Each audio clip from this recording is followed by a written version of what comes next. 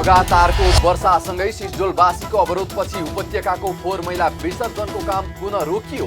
फोहोर व्यवस्थापन हुन नसक्दा अन्य समस्या देखा पर्न थालेको दुखेछ।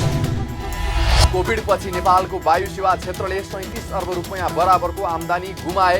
वायु सेवाहरूले करिब 25 अर्ब गुमाउँदा राष्ट्रिय ध्वजावाहक कम्पनी एक्लैले 7 अर्ब गुमाए। र संसदमा प्रतिनिधित्व गर्ने दलको संख्या बढेसँगै सरकारको आर्थिक दायित्व पनि थपियो। सवारी साधन लगायतका थप सुविधा दिन बजेट अभाव भएको सचिवालयको गुनासो।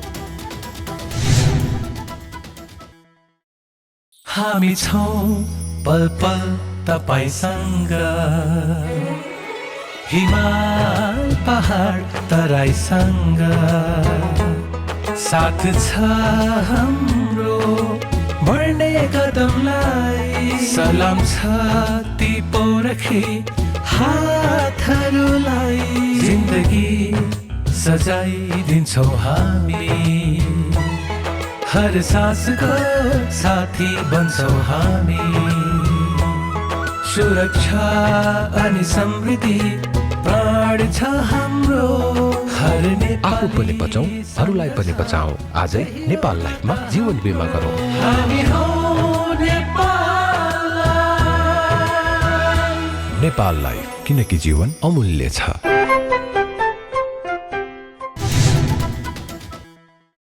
नमस्कार, कारोबार समाचारमा स्वागत छ। अब समाचार विस्तारमा।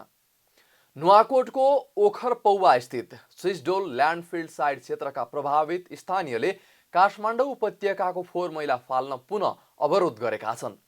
2 वर्षका लागि मात्रै काठमाडौँको फोहोर विसर्जन गर्ने भनिएको सिस्डोलमा 14 वर्ष पुगिसक्दा समेत फोहोर फालिँदै आएपछि त्यहाँका स्थानीयले यसको विरोध गरेका हुन्।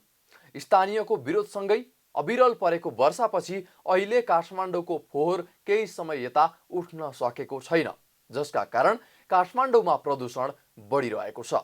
विगत लामो समयदेखि विभिन्न माग राख्दै आन्दोलन गर्दै आएका नुवाकोटको ओखर पौवा स्थित सिस्डोल ल्यान्डफिल्ड साइट क्षेत्रका प्रभावित स्थानीयले काठमाडौँ उपत्यकाको फोहोर मैला फाल्न पुनः अवरोध गरेका छन्। सरकारले मानव बस्तीको बीचमा फालिएको फोहोरको उचित व्यवस्थापनमा लापरवाही गरेको स्थानीयहरूको गुनासो छ। स्थानीयको अनुसार ओखरपौवामा 14 वर्षसम्म फालिएको फोहोर व्यवस्थापन गर्न नसक्दा ठूला समस्याहरू देखा पर्न थालेका छन्। यस्तै फोहोरको पानी चुहिएर खोलामा जानेर त्यही पानी गाईवस्तुलाई खुवाउन र बाली नालीमा लगाउनु पर्ने बाध्यताले विभिन्न रोगहरू पैदा भइरहेको छ। फोहोरका कारण मानव बस्ती प्रभावित भइरहेकोले सरकारले त्यहाँको उचित व्यवस्थापन गरिदिनु पर्ने उनीहरूको भनाइ छ।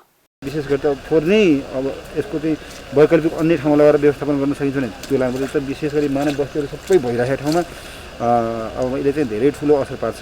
त्यस कारण अलि मानव बस्तीभन्दा टाढा रहेर व्यवस्थापन गर्नुपर्ने, तर हाम्रो यहाँ चाहिँ अब बस्तीको बिचमै छ। त्यसले गर्दाखेरि पकनी गाउँपालिका वडा नम्बर 1, वडा नम्बर 2 त यसै पनि विसर्जन स्थल भइहाल्छ। वडा नम्बर 3 त्यसै धादिङको धुनीबेसी नगरपालिकाको वडा नम्बर 1, 2 अनि सँगै काठमाडौँ जिल्लाको तारकेश्वर नगरपालिकाको वडा नम्बर 3 विशेष यिनीहरू चाहिँ प्रभावित क्षेत्र हो, बढी प्रभावित छ। त्यस कारण चाहिँ अब नेपाल सरकार वा मन्त्रालय पक्षको जिम्मेवारी हो, उहाँहरूले चाहिँ तुरुन्त चाहिँ यो कुरा चाहिँ व्यवस्थापन गर्नुपर्यो। सँगसँगै यो बस्तीमा जुन फोहोरले गर्दा प्रभावित भएको क्षेत्रलाई अधिकरण गरेर कि त यहाँबाट बस्तीहरू हटायो भने मात्रै यसको समस्या समाधान निक्लेर, नत्र भनेदेखि चाहिँ यसले चाहिँ भविष्यमा धेरै ठुलो चाहिँ असर, धेरै ठुलो किसिमको दुर्घटना ननिम्तेला भन्न चाहिँ सकिन्छ। यता काठमाडौँ उपत्यकाको फोहोर व्यवस्थापनको जिम्मा लिएको काठमाडौँ महानगरपालिकाको भने सिस्डोलमा फोहोर फाल्न अब नसकिने भन्दै सबै निकायले छिटो भन्दा छिटो आफ्नो काम गरेर बन्चरे डाँडामा फोहोर व्यवस्थापन गर्न सक्ने व्यवस्था मिलाउनु पर्ने भनाइ छ। महानगरपालिकाका वातावरण विभाग प्रमुख हरि कुमार श्रेष्ठले कोभिड-19 का कारण बन्चरे डाँडामा ल्यान्डफिल्ड साइट निर्माणमा केही समस्याहरू आइरहेको भए पनि सबै राज्य संयन्त्र मिलेर काम अघि बढाउनुको विकल्प नरहेको बताउनुभयो। उहाँले स्थानीयको मागलाई सम्बोधन गर्ने गरी काम अघि बढाइने पनि बताउनुभयो। हामीले गत वर्ष नै सिस्डोल ल्यान्डफिल्ड साइट भरिएको छ भन्ने हिसाबले त्यहाँ फोहोर फाल्न सकिन भन्ने हिसाबले हामीले सम्बन्धित निकायमा जानकारी गराएको नै हो गराउँदै पनि गत वर्ष के भनियो भने होइन सिस्डोल यस वर्ष बञ्चारी डाँडा जाँदैन, त्यस कारण सिस्डोलमा नै व्यवस्थापन गर्नुहोस् भनिसकेपछि हामीले त्यही अनुसारको तयारी गरेर गत वर्ष हामीले फोहोर फाल्नलाई सफल भइयो। तर यस वर्ष के भनेको थियो भने सिस्डोलबाट अब हामीहरू फोहोर राख्न सक्दैनौँ, त्यस कारण बञ्चारी डाँडा जानुबाहेक अर्को विकल्प छैन है भन्ने हिसाबले कुरा गरिरहँदाखेरि त्यहाँ के भयो भने सबै संयन्त्रहरू, राज्य संयन्त्र, अब स्थानीय सबै निकायहरू परिचालित भएर अब छिटोभन्दा छिटो बञ्चारी डाँडा ल्यान्डफिल साइटलाई व्यवस्थापन गरेर फोहोर फाल्नुपर्छ भन्ने हिसाबको त्यहाँ छलफल पनि भएको र जान्छ भन्ने हिसाबले पनि सम्पूर्ण तयारी पनि भएको भन्ने कुरो छ। सिस्डोल ल्यान्डफिल साइटका इन्चार्ज सरकारदीप श्रेष्ठले बाटोभन्दा माथि फोहोर व्यवस्थापन गर्नु परेकोले समस्या आइरहेको बताउनुभयो। उहाँले हरेक दिन 150 गाडीको फोहोर व्यवस्थापन गर्नुपर्नेमा कहिले 100, कहिले 150, कहिले 50 गाडी मात्र फोहोर व्यवस्थापन गर्न सकिएको जानकारी गराउनुभयो। हामीले चाहिँ लगभग 150 गाडी प्रत्येक दिन फोहोर व्यवस्थापन गर्नुपर्नेमा अहिले कहिलेकाहीँ 100 गाडीसम्म हुन्छ, कहिले 150 गाडी हुन्छ, कहिले चाहिँ 50 गाडी, जनरली अहिले 50-60 गाडीको हाराहारीमा फोहोर व्यवस्थापन भएको छ। त्यो कारणले गर्दा काठमाडौँ उपत्यकाको फोहोर सजिलै उठ्न सकेका छैन र सडकमा फोहोर देखिसकेको अवस्था हो। यसलाई हामीले न्यूनीकरण गर्नको लागि त्यो सबभन्दा पहिला चाहिँ तल बञ्चारी डाँडा ल्यान्डफिल साइट तयार हुनुपर्ने 75 सालदेखि तयार हुन्छ भनेर टेन्डर भएर हामीलाई 76 मा कम्प्लिट गर्नुपर्ने साइट अहिलेसम्म तयार नभएको कारणले गर्दाखेरि हामीले सिस्टोलमै बाध्य रूपमा फोहोर हाल्नुपर्ने बाध्यता भएर फोहोर राखिरहेको हो। अब बञ्चारी डाँडा तयार भयो र हामीले बञ्चारी डाँडामा व्यवस्थापन गर्न पायौँ भने हामी सजिलै फोहोर व्यवस्थापन गर्न सक्छौँ। यदि हामी यो सिस्टोलमै राख्नुपर्ने अवस्थामा चाहिँ यो बर्सात कम भएपछि मात्रै अलिकति सहज हुन्छ, नभए भने हामी यही नै व्यवस्थापन गर्नुपर्ने हुन्छ। त्यो कारणले गर्दाखेरि सहरवासीहरूले पनि फोहोरलाई सडकमा नफालेर घरमा नै बरु 2-4 दिन फोहोरलाई कुहिने र नकुहिने छुट्याएर राख्दाखेरि नकुहिने फोहोरहरू त कमसेकम घरमै व्यवस्थापन गर्दा पनि अथवा राख्दा पनि केही समय राख्दा पनि त्यसले चाहिँ दुर्गन्धित हुँदैन। कुहिने फोहोरलाई मात्रै बाहिर निकालेर अथवा त्यसलाई कुनै ठाउँमा व्यवस्थापन गर्न सक्यो भने त्यो फोहोरको अहिलेलाई अलिकति सहजता हुनसक्छ र बर्खा सकेपछि फेरि हामीलाई समस्या हुँदैन। बर्खा सकेपछि त्यो फोहोरमाथि नै बाटो बनाएर लैजाँदा पनि हामी फोहोर व्यवस्थापन गर्न सक्छौँ। इन्चार्ज श्रेष्ठले काठमाडौँवासीलाई केही समय घरमै कुहिने नकुहिने फोहोर छुट्याएर राख्ने र नकुहिने फोहोरलाई मात्र बाहिर निकालेर कुहिने फोहोरलाई घरमै व्यवस्थापन गर्न र सडकमा जथाभावी फोहोर नफालिदिन पनि आग्रह गर्नुभयो। यता काठमाडौँ महानगरपालिकाका मेयर विद्या सुन्दर साक्यले अबको केही दिनमै फोहोर व्यवस्थापनको काम सुरु हुने बताउनु भएको छ। मेयर साक्यका अनुसार आजै प्रधानमन्त्री शेरबहादुर देउवासँगको भेटघाट पछि प्रधानमन्त्रीले तत्काल सडक विभागलाई बाटो अस्थायी रूपमा भए पनि निर्माण गरिदिन निर्देशन दिनुभएको बताउनु भएको हो। उहाँले फोहोर उठ्न नसक्नुको कारण सिस्डोल जाने मोटर बाटो बन्न नसक्नु रहेको बताउनुभयो। उहाँले वर्षायाममा अझ विशेष गरेर यस वर्ष धेरै पानी परेकोले बाटो हिलाम्मे भएको र फोहोरका गाडीहरू जानै नसक्ने अवस्थाले फोहोर थोप्रिएको भन्दै अबको केही दिनमै फोहोर व्यवस्थापनको काम सुरु हुने बताउनुभयो। घाम लाग्न सुरु गरेर 2 दिन भित्रमा सडकमा थोप्रिएको फोहोर उठ्ने उहाँले बताउनुभयो। काठमाडौँको फोहोर उठ्न नसक्नुको पहिलो कारण अहिले 2 कारण आएको छ। एउटा नयाँ फेरि अर्को एउटा थप सृजना भएको छ। पहिलो कारण भनेको पहिला पनि बर्सातमा केही दिन यसरी नै समस्या हुन्थ्यो, तर यसपालिको निरन्तर वर्षाले पहिलाको भन्दा अलि बढी नै समस्या पारेको देखियो। हामीले जहाँ फोहोर व्यवस्थापन गरिरहेका छौँ त्यहाँको बाटो गाडी जान सक्ने स्थिति नै रहेन। जहाँको फोहोरको माथि सिस्डोलमा हामीले फोहोर व्यवस्थापन गरेर आइरहेका छौँ त्यहाँ गाडी जान नसकेको कारणले त्यो फोहोर उठाउन नसकेको हो। अहिले पनि केही गाडी चाहिँ गइरहेका छन्, तर जुन अनुपातमा नियमित रूपमा जानुपर्ने हो त्यो जान सकेका छैनौँ। त्यसको लागि हामी पहल गरिरहेका छौँ। हामी काठमाडौँ महानगरपालिका आफैले गर्नुपर्ने कामको लागि हामी आफै पहल गरिरहेका छौँ र नेपाल सरकारका विभिन्न निकायहरूसँग पनि पहिला पनि हाम्रो सहकार्य थियो, अहिले पनि हामी सहकार्य गरिरहेका छौँ। अविरल वर्षासँगै खसेको पहिरोका कारण अवरुद्ध नागढुङ्गा नौबिसे सडक खण्ड सुचारू भएको छ। त्रिभुवन राजपथ अन्तर्गत चिसापानी धारा नजिकै सोमबार बिहान पहिरो जाँदा करिब 2 घण्टा सो सडक खण्ड अवरुद्ध भएको थियो। अहिले पहिरोले थुपारी दिएको ढुङ्गा माटो पन्छाएर सो सडक खण्ड पूर्ण रूपमा सञ्चालनमा आएको प्रहरी निरीक्षक महेन्द्र थापाले जानकारी दिनुभयो। अविरल वर्षासँगै सो सडक खण्डमा हिजो बिहान 8 बजेतिर र आज बिहान पनि करिब 5:30 बजेतिर पहिरो गएको थियो। पहिरोका कारण करिब 2 घण्टा सवारी आवत जावत गर्ने काम अवरुद्ध हुँदा यात्रुहरूले शास्ति बिहोर्नु परेको थियो। प्रहरी निरीक्षक थापाले अब सडक अवरुद्ध नहुने गरी पहिरो पन्छाउने काम गरेको पनि जानकारी दिनुभयो। बिहान यस्तै 5:30 बजीतिर 5:30 बजे पहिरो गएको। हजुर 7 बजी चाहिँ हामीले चाहिँ वनवे चाहिँ खोलायौँ। हजुर त्यो 7 घण्टापछि अब चाहिँ यो बाटो पुगै नै हुन्छ होला। हिजो पनि बिहान 8:30 बजीतिर गएको। हजुर त्यो बाँकी त्यो हिजोको अलिकति त्यही आज धर्या हो। आजको क्लियर भएपछि जो फेरि असर नहोला त्यसपछि 7 घण्टापछि बाटो पुग्यो। भनेपछि बिहान 5 बजीबाट अहिलेसम्म बन्द भयो बाटो बन्द हो। तर इमर्जेन्सी सेवा चाहिँ हामीले सञ्चालनमै गरिरहेको छ। एम्बुलेन्सहरू अति समस्या परेका मान्छेलाई गाडी हामी छोडिरहेको छौँ। यो अब आधा घण्टापछि चाहिँ क्लियर हुन्छ।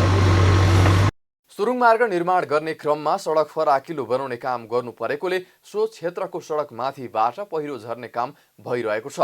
पहिरो निरन्तर गइरहेका कारण सयौं सवारी साधन र त्यसभित्रका यात्रुहरूले शास्ति बेहोरिरहनु पर्ने अवस्था आएको स्थानीयले बताएका छन्।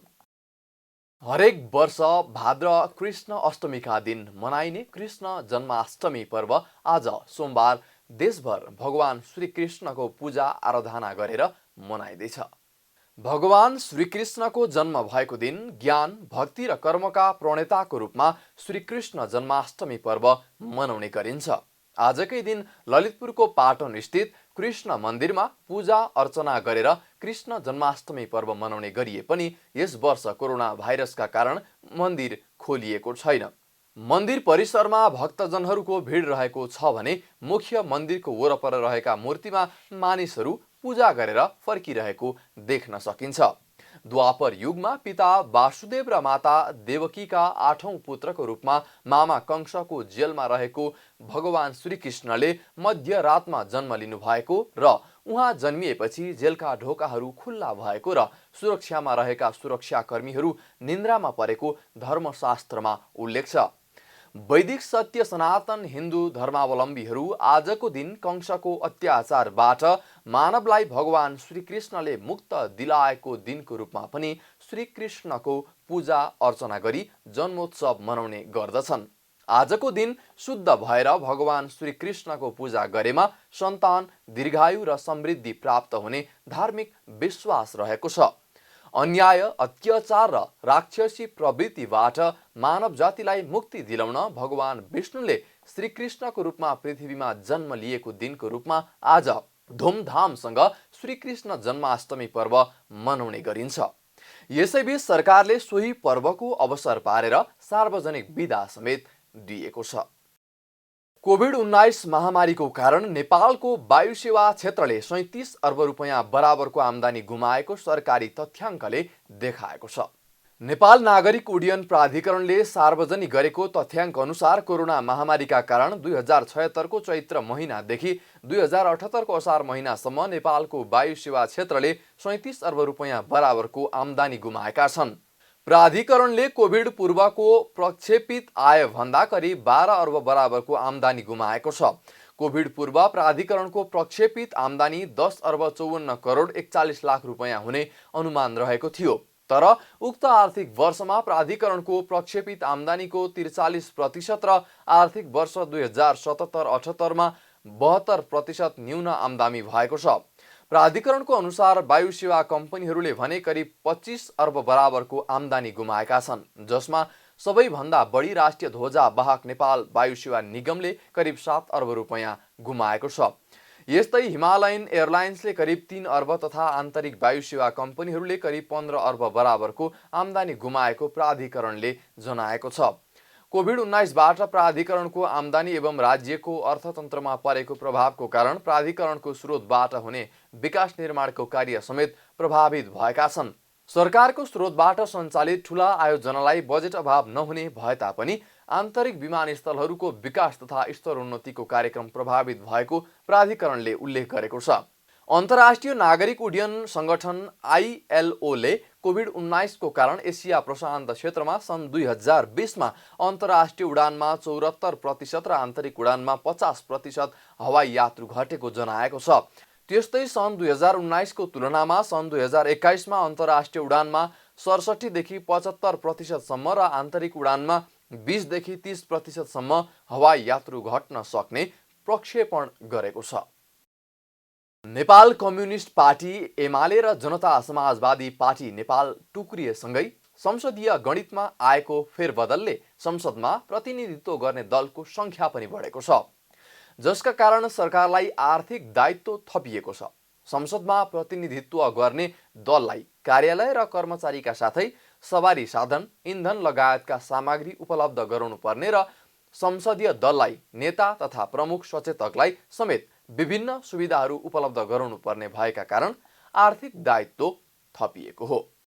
नेकपा एमालेबाट विभाजित भएर नेकपा एकीकृत समाजवादी बनेको र जनता समाजवादी पार्टी नेपाल विभाजन भएर लोकतान्त्रिक समाजवादी पार्टी बनेको अवस्थामा संसदको गणित पनि फेरबदल भएको हो। फेरिएको गणितसँगै प्रतिनिधि सभामा नेकपा एमालेको सांसद संख्या 98 जना रहेको छ भने राष्ट्रिय सभामा 26 जना रहेको छ। त्यस्तै नेपाली कांग्रेसको प्रतिनिधि सभामा 63 जना र राष्ट्रिय सभामा 7 जना, माओवादी केन्द्रको प्रतिनिधि सभामा 49 जना र राष्ट्रिय सभामा 15 जना, नेकपा एकीकृत समाजवादीको प्रतिनिधि सभामा 23 जना र राष्ट्रिय सभामा 7 जना, जनता समाजवादी पार्टी नेपालको प्रतिनिधि सभामा 21 जना र राष्ट्रिय सभामा 2 जना र लोकतान्त्रिक समाजवादी पार्टीको प्रतिनिधि सभामा 13 जना र राष्ट्रिय सभामा 1 जना सांसद संख्या रहेको छ। राष्ट्रिय मान्यता पाएका यी दलहरूसँगै प्रतिनिधि सभामा स्वतन्त्र हैसियतमा रहेका राष्ट्रिय प्रजातन्त्र पार्टीको 1 जना, राष्ट्रिय जनमोर्चाको 1 जना, नेपाल मजदुर किसान पार्टीको 1 जना र स्वतन्त्र सांसद 1 जना रहेका छन्। त्यस्तै राष्ट्रिय सभामा पनि 1 जना स्वतन्त्र सांसद रहेका छन्। संसदको गणित फेरिएको संघीय संसद सचिवालयका सहायक प्रवक्ता दशरथ धमला बताउनुहुन्छ। भर्खरै संघीय संसदमा 2वटा दलहरू थपिन पुगेका छन्। यी 2 थप भएका दल समेत गरेर स्वतन्त्र समेत गरी 10वटा दलहरू कायम भएका छन्। राष्ट्रिय मान्यता प्राप्त दलहरूको संख्या भने चाहिँ 6 कायम भएको छ भने अरू समेत गरेर जम्मा 10 भएका छन्। नेकपा एमालेको प्रतिनिधि सभामा 98 र राष्ट्रिय सभामा 26 सदस्य रहेका छन्। त्यसैगरी नेपाली कांग्रेसको प्रतिनिधि सभातर्फ 63 र राष्ट्रिय सभातर्फ 7 जना सदस्य हुनुहुन्छ। नेकपा माओवादी केन्द्रका प्रतिनिधि सभातर्फ 49 जना र राष्ट्रिय सभातर्फ 15 जना सदस्य हुनुहुन्छ। त्यसैगरी नेकपा एकीकृत समाजवादी जो भर्खरै गठन भएको छ, दर्ता भएको र आएको छ, यसमा प्रतिनिधि सभातर्फ 23 र राष्ट्रिय सभातर्फ 7 सदस्य छन्। त्यसैगरी जनता समाजवादी पार्टी नेपालका प्रतिनिधि सभातर्फ 21 र राष्ट्रिय सभातर्फ 2 जना सदस्य छन् भने यो अहिले भर्खरै गठन भएको लोकतान्त्रिक समाजवादी पार्टी नेपाल, जसको सदस्य संख्या प्रतिनिधि सभातर्फ 13 छ भनेदेखि राष्ट्रिय सभातर्फ 1 जना र यी दलहरू चाहिँ राष्ट्रिय मान्यता प्राप्त दलको रूपमा रहेका छन् भने राप्रपा, जसको प्रतिनिधि सभातर्फ मात्रै प्रतिनिधित्व कायम भएको छ, 1 जना सदस्य हुनुहुन्छ। त्यसरी राष्ट्रिय जनमोर्चा पार्टी, जसको 1 जना सदस्य हुनुहुन्छ, नेपाल मजदुर किसान पार्टीको पनि 1 जना सदस्य हुनुहुन्छ, यो प्रतिनिधि सभातर्फै हुनुहुन्छ भने स्वतन्त्र सदस्यहरू प्रतिनिधि सभातर्फ पनि 1 जना हुनुहुन्छ र राष्ट्रिय सभातर्फ पनि 1 जना हुनुहुन्छ। यो चाहिँ संघीय संसदमा दलगत रूपमा सदस्य संख्याको विवरण हो र यो खालको संरचना रहेको छ। राजनीतिक दलको संख्या बढेसँगै संघीय संसद सचिवालयलाई आर्थिक दायित्व पनि बढेको छ। तत्कालै नेकपा एकीकृत समाजवादी पार्टी र लोकतान्त्रिक समाजवादी पार्टीलाई संसदीय दलको कार्यालय दिनुपर्ने हुन्छ। कार्यालयसँगै सचिवालयमा कर्मचारी र सवारी साधन, इन्धन लगायतका सामग्री उपलब्ध गराउनु पर्ने हुन्छ। यसले गर्दा संसद सचिवालयलाई आर्थिक भार पर्न जाने सहायक प्रवक्ता धमलाले बताउनुभयो। प्रमुख सचेतकले राजपत्राङ्गी तृतीय श्रेणीको 1 जना सुकी सचिव राख्न पाउनुहुन्छ, 2 जना सवारी चालकको सुविधा पाउनुहुन्छ र 1 जना कार्य सहयोगको पनि सुविधा पाउनुहुन्छ भने उहाँलाई प्रमुख सचेतकलाई सवारी साधन पनि उपलब्ध गराउनु पर्ने हुन्छ र सवारी साधन पाएपछि इन्धन पनि उपलब्ध गराउनु पर्ने हुन्छ। मासिक रूपमा 150 लिटर हामीले इन्धनको व्यवस्था गर्नुपर्ने हुन्छ। तर यो खालको सचिवालयले चाहिँ व्यवस्था गर्नुपर्ने हुन्छ। यी कुराहरू चाहिँ दल गठन भएसँगै दललाई पाउने दललाई उपलब्ध गराउनुपर्ने सेवा सुविधाका कुराहरू भए। संसदीय दलका नेता तथा प्रमुख सचेतकलाई उपलब्ध गराउने सवारी साधनको समेत अभाव रहेको संसद सचिवालयले जनाएको छ।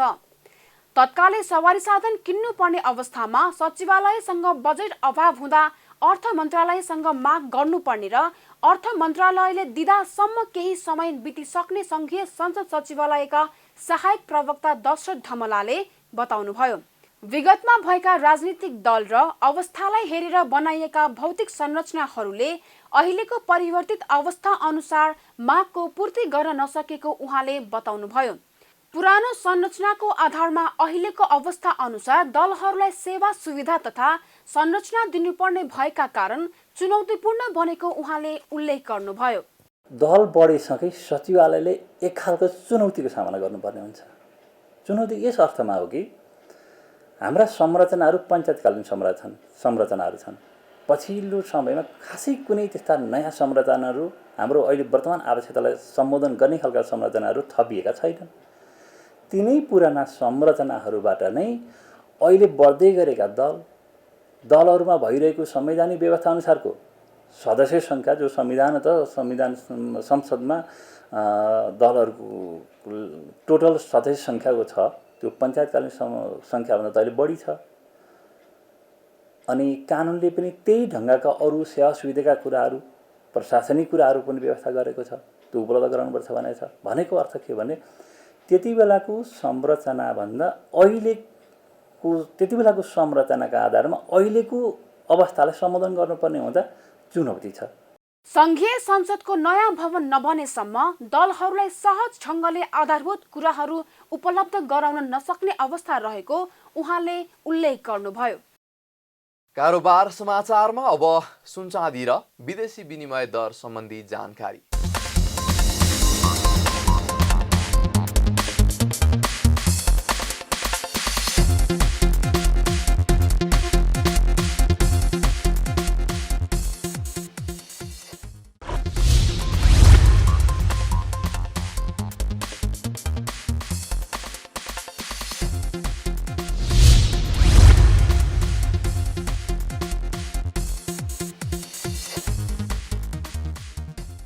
बिदा हुनु अघि अहिलेसम्मका प्रमुख समाचार फेरि एकपटक।